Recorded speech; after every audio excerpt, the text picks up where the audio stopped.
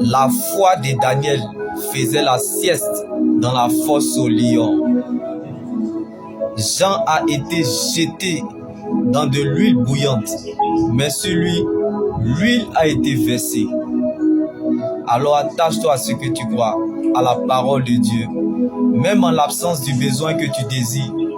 Comme David était l'ami des moutons, mais sur lui, l'huile a été versée. L'arroseur sera arrosé. Comme les 14 ans de souffrance n'ont pas pu empêcher à Jacob de devenir Israël. Tu ne finiras pas là où tu es, comme Jérémie était dans le trou, mais l'exhortation était toujours en mouvement. Donc il y a quelque chose que tu peux donner aux autres. Quand bien même que tu n'as rien, la chose de Dieu qui est en toi, certainement elle te donnera accès à ta liberté. Comme Paul et Silas étaient en prison, mais l'évangile n'était pas prisonnier. C'est par le sens du sacrifice pour les autres qu'on devient roi. Comme Jésus, lion qu'il était, il s'est fait agneau. Roi qu'il était, s'est fait serviteur en lavant le pied de ses disciples. La grande et vraie foi, ce n'est pas d'obtenir des choses pour soi-même, mais pour les autres, en étant à les relever, servir, soutenir. Donc, bien-aimé, ne regarde pas ton statut actuel en donnant raison au diable pour ne pas partager l'évangile de Jésus qui pourrait être sur le chemin de sauver des vies. Fais-le pour le Seigneur, car l'Éternel s'en souvient toujours de la semence que l'on fait pour son œuvre. Comme lorsque le roi Saül avait l'esprit troublé et que David jouait de la harpe, Saül retrouvait la paix du cœur. Que la bonne santé de votre foi donne à la santé, à la foi de quelqu'un, comme rien de bon ne pouvait sortir de Nazareth. Parce que Nazareth était la ville la plus dénigrée et détestée de tous. Mais Dieu voyait en elle un roi, le Messie. Jésus a vécu et grandi à Nazareth. Si Dieu pouvait te montrer le futur, c'est dans ces épreuves-là que vous vous construisez. Alors ne regarde pas à la parole de ta situation, mais marche vers ta fille. Comme Rebecca était stérile, mais elle ne savait pas qu'elle était enceinte. Ce que tu n'as pas encore vu, Dieu l'a déjà prévu.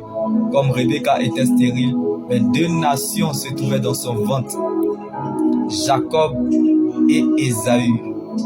Alors, attache-toi à ce que tu crois, à la parole de Dieu, et tu verras dans le temps que Dieu veille sur ses promesses et agit avec sagesse, comme l'arrivée des jumeaux, Jacob et Ésaü. Lorsque Dieu révèle un fait, il va jusqu'au bout de sa délivrance complète.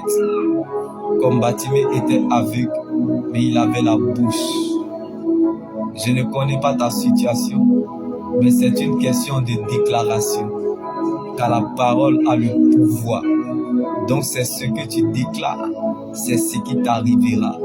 Donc ta voix t'indiquera la voie.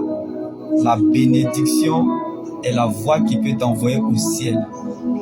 Jésus est la vie dans vos années. Donc la bénédiction n'a pas d'adresse.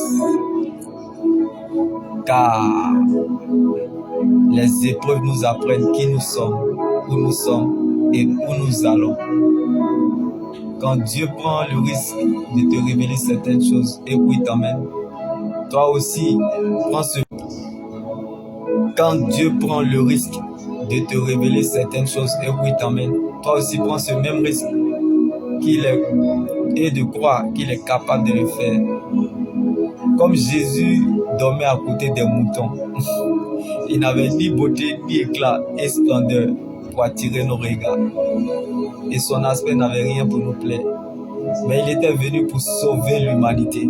Jésus n'est pas footballeur, mais il a marqué l'humanité. Donc tu peux commencer de nulle part et finir quelque part. Comme le livre d'Esther n'a pas commencé par Esther, mais elle a achevé la course avec Dieu.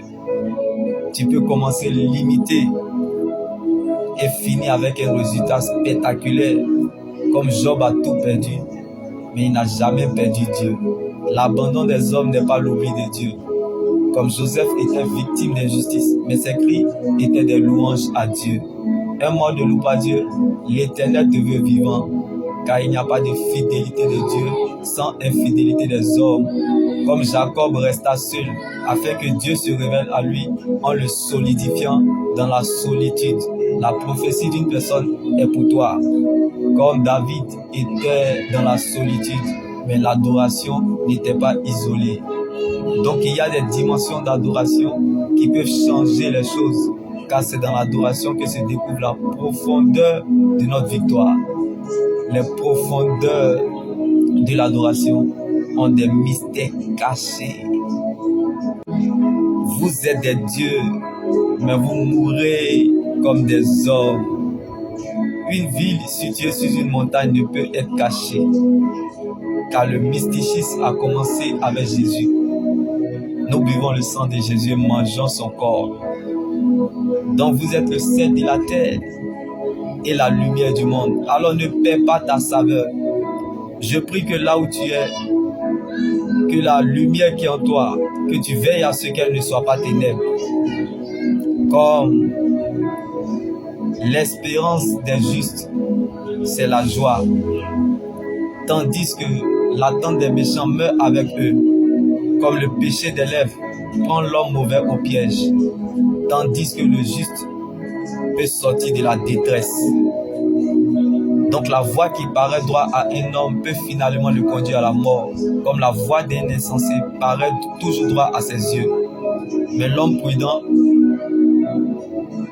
lorsqu'il voit le mal arriver de loin, il se met à l'abri. Mais c'est ceux qui manquent d'expérience qui vont de l'avant et en subissent les conséquences. L'homme prudent agit en connaissance de cause, car ce n'est pas toutes les vérités qui sont bonnes à dire, ce n'est pas tout ce qu'on fait de bien que Dieu approuve forcément. Chacun pense qu'il se connaît toujours bien dans la vie, mais c'est le Seigneur qui connaît le fond du cœur. C'est la sincérité qui attire l'attention de Dieu. Donc celui qui met un frein à ses lèvres est un homme avisé. Et celui qui veille sur sa bouche se garde lui-même. Car la langue qui parle trop ne manque pas de péché, provoque parfois des combats inattendus que Dieu n'a pas prévus. Donc, le problème, ce n'est pas l'empoisonneur, mais le lieu où l'empoisonné se trouve. Donc, le mal, c'est la maladie du péché. Ce n'est pas la maladie du sida qui tue le sida, mais plutôt l'information. Le péché est le plus grand poison parce qu'il produit la mort spirituelle et la mort physique. Le péché ferme parfois la bouche de notre témoignage. Cette tristesse, selon Dieu, produit une repentance qui conduit au salut que l'on ne regrettera jamais. Tandis que la tristesse du monde produit la mort. Comme le premier Adam est une âme vivante. Si le ministère de la condamnation a été glorieux, c'est que le ministère de la justice est bien plus glorieux encore. Comme le dernier Adam est un esprit vivifiant. En effet, pensez donc à celui qui a enduré et supporté une telle opposition contre lui de la part des pécheurs, afin de ne pas vous laisser abattre par le découragement. Tu as donc combattu le bon combat, tu as achevé la course et gardé la foi.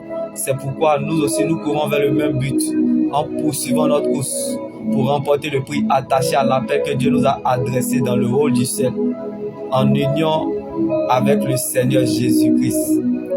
Car cette épreuve est la preuve du juste jugement de Dieu, pour que vous soyez trouvés dignes du royaume de Dieu pour lequel vous souffrez. C'est pourquoi je suis fier de vous dans les églises de Dieu, à cause de votre persévérance et votre foi, au milieu de toutes les tribulations et persécutions que vous avez supportées, comme ils les ont vaincus, grâce au pouvoir du sang de l'agneau et à cause de la parole de leur témoignage. Il t'a choisi et s'est révélé à toi pour faire de toi son témoin de ce que tu as vu, de ce qui te montrera et de ce qui te ferait faire voir par la suite.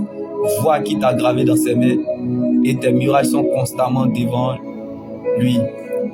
Le jour où l'on reconstruira tes murs, tes limites seront reculées.